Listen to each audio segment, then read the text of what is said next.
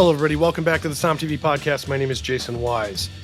Right now, everybody is sitting around thinking, well, they're probably not sitting around. They're probably very busy with the holidays, but you're also thinking, what kind of wine am I going to bring? What are we going to drink? And on SOMM TV, we are releasing the very first of our quote-unquote master classes on the wines of Portugal. This is a fantastic piece, and on today's podcast, I have wine communicator and one of my most favorite guests, Elaine Chukan Brown. Hi, Elaine. How are you? Oh, I'm great. It's good to see you. Yeah, it's good. It's nice to drink wine in the morning, as they say. Amen. In our profession. You got to bless the day. Get it started. That's right. You got to bless the day. And we're going to talk about something that you and I deeply love, which is Portugal as a place, Portugal as a destination, but also Portugal as a wine destination. And so on today's pod, I want to get into a little bit of the history of this great place. We'll talk about the food. We'll try not to gush too much about how this is the best open, it's not a secret, but the best open place you need to go visit. And then we'll do a little wine 101. And then coming up, we're going to have a part 2 of this podcast that's going to go a little deeper into the regions and the grapes for my more wine geeky friends. So for part 1 of this podcast, Elaine, let's start with Portugal as a wine region and kind of like, what is the perception of Portugal wine?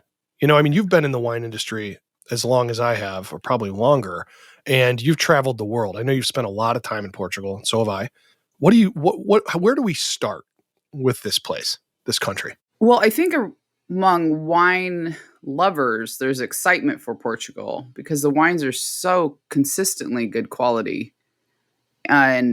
But I have to admit, with consumers, at least in the US, I think knowledge of Portuguese wines is still kind of early and just kind of getting going. But I have to say, we're towards the end of the year. And so we have just a slew of holidays coming up. And a lot of those holidays are celebrated by getting a bunch of people together around a table, have a meal. And most of the holidays, the kind of meal people are having are like lots of different sorts of dishes. So a lot of people have been asking me, well, what should I do? How should I pick wines? And honestly, when you have to give one quick tip, it's smart to come up with, a wine place to go to, a wine region to go to. And being totally upfront honest, I think go to Portuguese wines. The versatility Portuguese wines have at the table is incredible. And the range of wine types and styles that you can find from Portugal is really impressive, but they all work for food. Like, that's the thing about Portuguese wines that's so brilliant. They're delicious and they work for food, So as we're coming into the end of the year, this is a perfect time to be talking about Portuguese wines.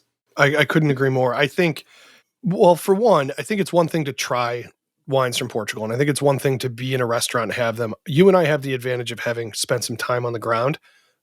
Me filming and going all the way north to south. And I think you as a journalist, right? You were there when you were working and writing. Yeah. And I followed people through harvest a couple times and stuff like that. Yeah. I can't off the top of my head name a more dynamic place. It is, I'm going to regret saying this, but I think the first thing that comes to mind with people is port. And I happen to love port. But I can't imagine that the amount of wine made in this country, it has to dwarf port production by such a huge margin. And whites, reds. In fact, people who listen to this know that I really do like rosé. I like finely, very well-crafted rosé, and Portugal has some of the most stunning examples of that. Like I said, we're going to gush about this because it's kind of been a long time coming. We haven't done anything on this region on SOMM TV nor the podcast, and so it's sort of been building up. Why don't we talk a little bit about your experience in Portugal? So what was it like when you went there? Any preconceived ideas? And then what was it like when you were on the ground there? I honestly, from a wine and food perspective. Yeah. So my first trip to Portugal, I was able to spend 2 or 2.5 weeks, and we went all the way, south to Alentejo and spent several days there all over that region, and then drove north through the country and went through the Dow and then the Douro and then up into Vinho Verde. I even got to do like river trips in, like afternoon river trips in a couple parts of the country. And I just immediately felt good. traveling is a lot of fun, of course, and it's easy to fall in love with another country because you're only going to be there for a little bit of time anyway. But there's just this resonance that I feel with Portugal that is really moving. And, the history there is incredible. Like this region, you can travel around the country and see historical sites all the way back to the pre-Roman era, actually. And the thing that I find fascinating is that there's these kind of layers of influence, so that when you're connecting to Portuguese food and going into different parts of the country, you really feel this strength of local tradition. And it has this kind of gravity effect for me that I admire so much. And the truth is that when I had to leave Portugal after that first trip, I was heartbroken. I can't in any way explain it because I had never been there before. This is years ago now. I had never been there before, but I was heartbroken to leave. And I felt heartsick and homesick for more than 3 months. I felt like I had left home for the first time and I didn't know when I'd get to go back. And it was like, it was painful. I missed it so much. I just really fell in love with it. I have to say there's a warmth from the people there. Now, obviously, a lot of my experience has been with wineries, north and south. And across the board, I found Portugal to be one of the most welcoming. There is in a deep proudness of their tradition. And I would say, wine aside, as a food destination, Portugal is probably one of my favorite places on earth. Oh my gosh, I loved everything I ate there. the seafood, in most of the country, is so different in the south than the north, and yet at an absolute pinnacle of how good it is. And so I think if you're a food person and you are looking for a place to go, I always wonder, like, it's like kind of like what came first, chicken or egg. You look at Portugal and you look at the wines and then you look at the food, and there is this incredible element of what came first. Which one complemented the other first. And what they do with, like, salted fish and fresh seafood, and you look at the beef and the lamb and all of the different meat, the way they prepare meat over fire. It is just, you sort of get an idea of where so many other countries got that tradition and how it kind of came about. They have incredible carpaccio too, like the meat preparations are so varied as well. And also varied by parts of the country that you're in. I think for me, when I was there, I was on the border of Spain and Portugal in the north, sort of in the Vinho Verde region. And I will never forget, because you'd think you're just stepping across a river, essentially, and on one side is Portugal and on the other side, and I'm talking it's not a raging river, so it's small enough that you could walk across if you needed to. And yet the difference in wine styles from Spain to Portugal is incredible. I mean, it's they're doing Alvarinho up there. And when you cross over into Portugal, there's such a different, very unique style. And strangely, or maybe not strangely, it complements the food up there in a way that I just think that's the mark of a place that's been doing it for so long. This is not, we engineered a cab or something like that to sort of be like a French style. Their wines speak completely on their own. And so when we get into a kind of like conversation about wine 101 about Portugal, where do we start, Elaine? How do you start talking about, this is what you do for a profession, how do you start talking about Portuguese wine to somebody who maybe they know it a little, maybe they're thinking about that in some other wine, and you kind of want to steer them towards? Well, I think what you've been getting at is actually a great place to start. There's the classroom environment. That's one thing, and that's more formalized often. But like, if we're just talking about everyday conversations, you and I got to enjoy the Azevedo together from Vinho Verde, and it's such a perfect food wine. And so I think that's the entree, right? Like, what do you love to eat? What other wines do you enjoy? Like, what do you find delicious? Like, that's such a perfect entry point. And the thing about the Azevedo that I admire so much is that there's this like brilliant, racy, crystalline acidity that just keeps your mouth watering. So you're kind of being refreshed and desirous at the same time, like you just want more. But then there's also this breadth of flavor that opens up in the mouth as you continue to drink the wine. So that's where that satisfaction comes in. You can really enjoy that flavor even at the same time that the wine is refreshing you.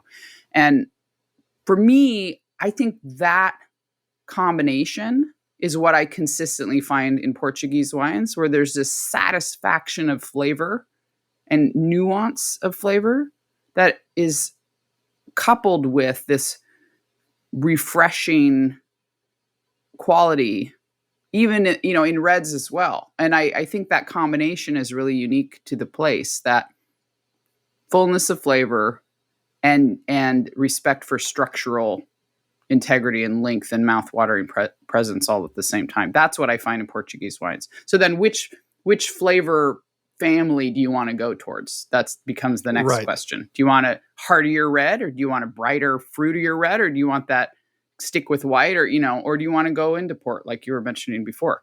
Yeah, I want to go back to the Alvarinho. So I'm holding this bottle and listening to you talk about it. I'm like, I'm 2 seconds away from cracking it open.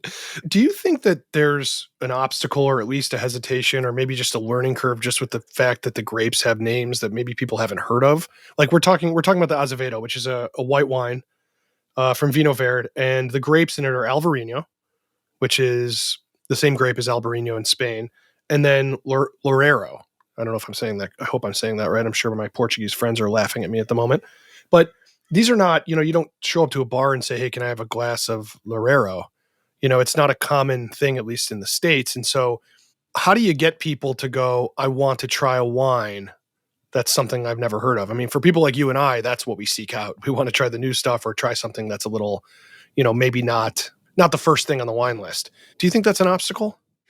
Well, yes and no. I mean, I think that people are more curious than we give them credit for in wine. Like a lot of times in wine, we assume the consumer is a certain set of person and act like we know what they want. But my experience traveling around is that people are pretty curious and interested. And when we're open, and to be really frank, when we're open and non-judgmental, people are pretty willing to try things, and I think that it's something that we in the wine world need to practice more and more, is being like flexible and open and non-judgmental and willing to share. And when we come at it that way, it's fun for someone to try to say a word they've never seen before, but Right. But at the same time, I've met a lot of consumers that admit they don't even know how to say Pinot Noir. Like, this, is it Pinot Noir? Like, what is this word? Right. And I think, that's one of the more common grapes in the world. And if they feel like the person serving them expects them to do it exactly right, they're going to be less interested in trying something new. It's riskier then, right? So I've seen people be really curious. And when I've presented Portuguese wines to people and talked about grapes they've never heard, they've gotten excited about it.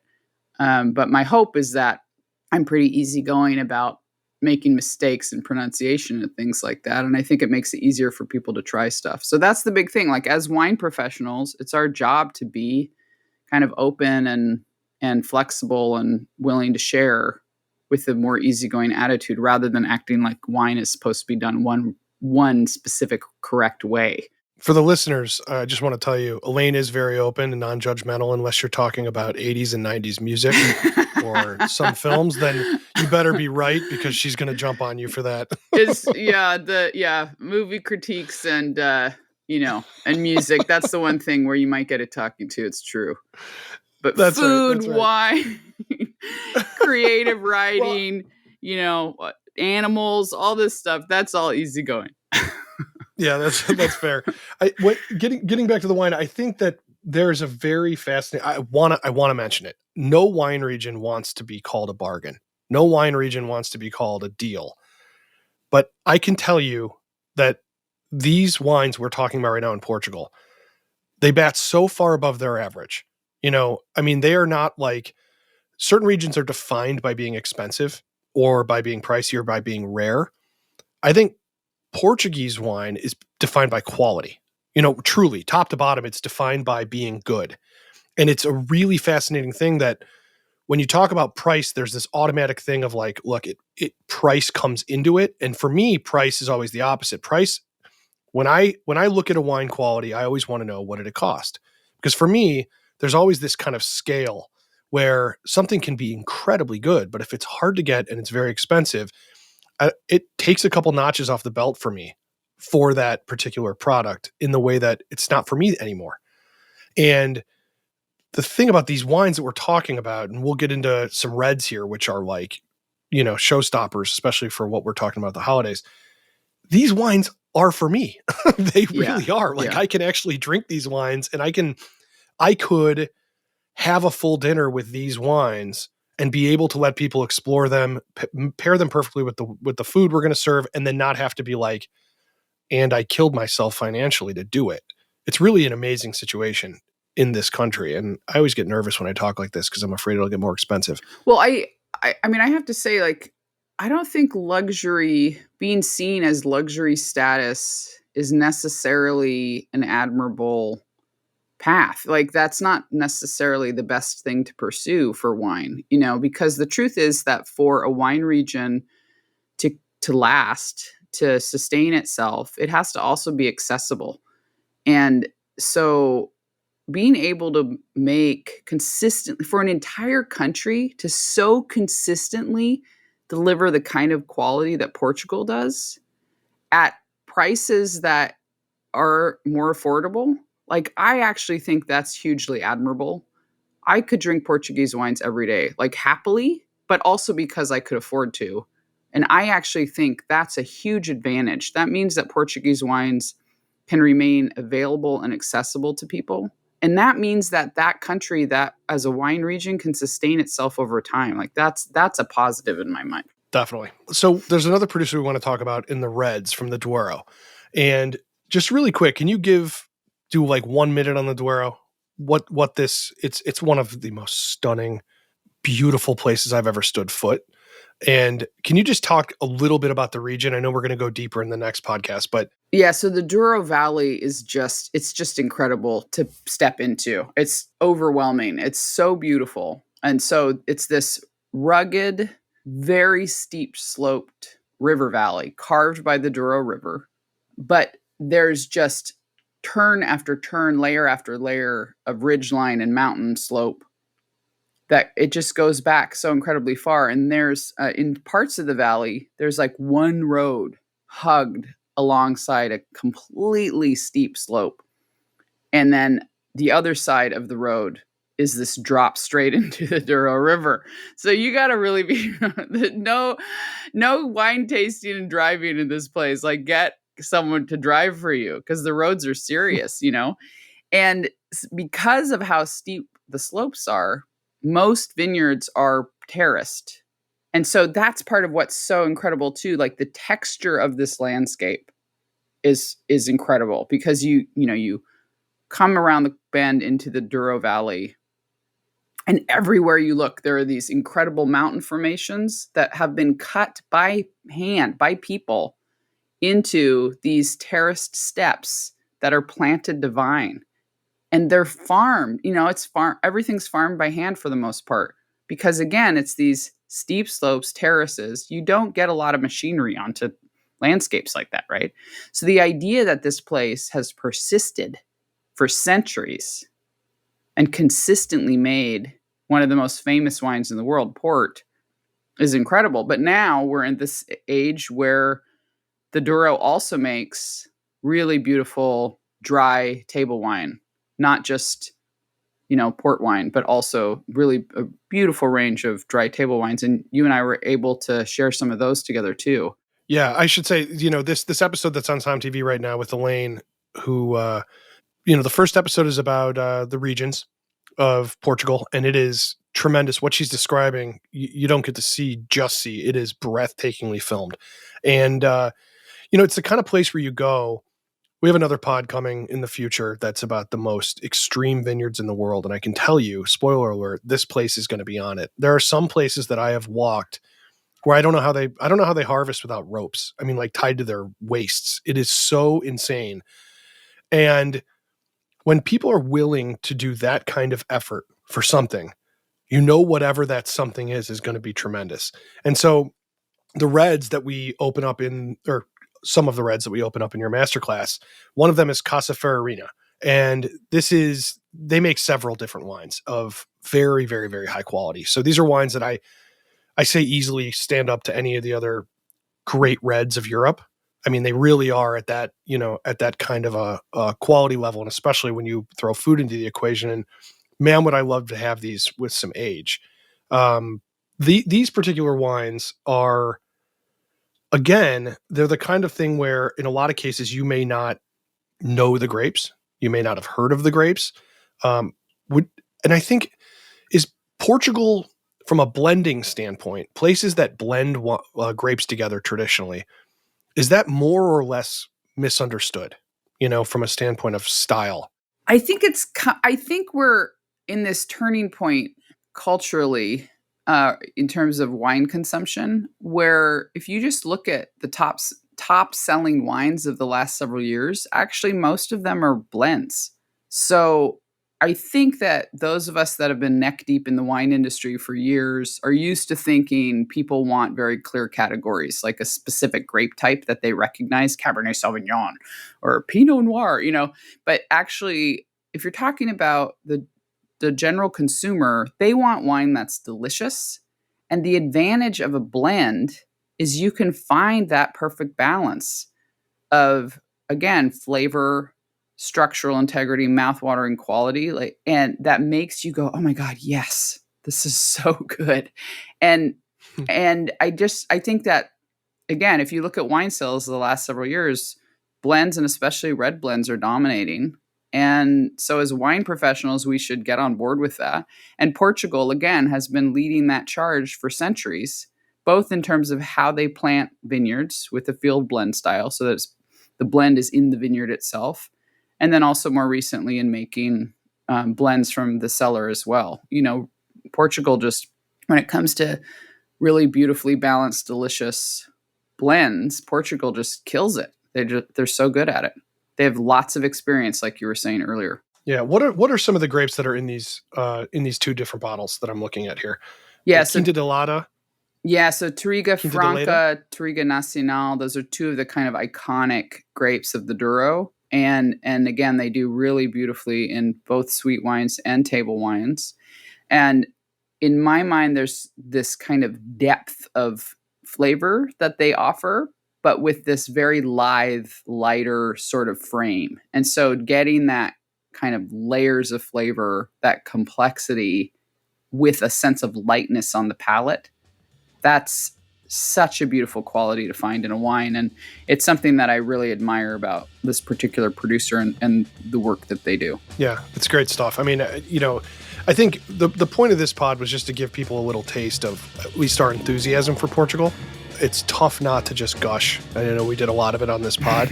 In part 2, we're actually going to talk about the grapes in Portugal. We're going to talk about the regions. And don't worry, there won't be a test on this, everyone. You can go to SOMM TV and watch the first masterclass. We also have a second coming with Elaine, and then a full documentary about the wines of Portugal, which is going to be tremendous. So we are firmly in the camp of wanting you to explore this region. And I could do probably 2 hours on the food there. But needless to say, the wines that they make go with the food here very well as well. Yeah, absolutely. So, Elaine, I want to thank you for being on this. Stay tuned for our part 2 of Portugal, where we're going to get pretty geeky. And make sure you go to sommtv.com and watch Elaine's episode. It is very good. Elaine, you are very good at your job. Thank you. I appreciate you having me. Thanks so much. Of course. Everybody go to sommtv.com. SOMM TV is only $49.99 for an entire year. You're looking for a gift? This one's instant. And you will be loved for an entire year for purchasing it. All right, everybody, be safe. Drink some Portuguese wine. And if you have extra, send it to me.